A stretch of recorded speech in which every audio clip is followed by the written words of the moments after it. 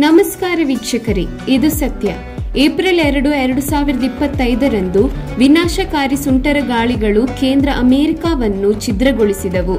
ಟೆನಸಿ, ಮಜೂರಿ ಮತ್ತು ಇಂಡಿಯಾನಾದಾದ್ಯಂತ ಕನಿಷ್ಠ 7 ಜನರನ್ನು ಕೊಂದವು.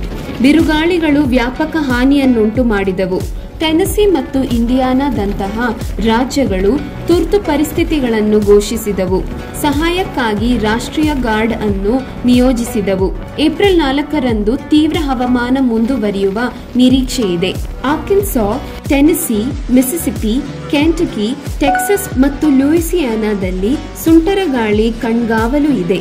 ರಾಷ್ಟ್ರೀಯ ಹವಾಮಾನ ಸೇವೆಯು ಬಲವಾದ ಸುಂಟರ ಗಾಳಿಗಳು, ದೊಡ್ಡ ಆಲಿಕಲ್ಲುಗಳು ಮತ್ತು ಹಠಾತ್ ಪ್ರವಾಹದ ಬಗ್ಗೆ ಎಚ್ಚರಿಕೆ ನೀಡಿದ್ದು, ನಿವಾಸಿಗಳು ಜಾಗರೂಕರಾಗಿರಿ ಮತ್ತು ಸುರಕ್ಷತಾ ಮಾರ್ಗಸೂಚಿಗಳನ್ನು ಅನುಸರಿಸುವಂತೆ ಒತ್ತಾಯಿಸಿದೆ.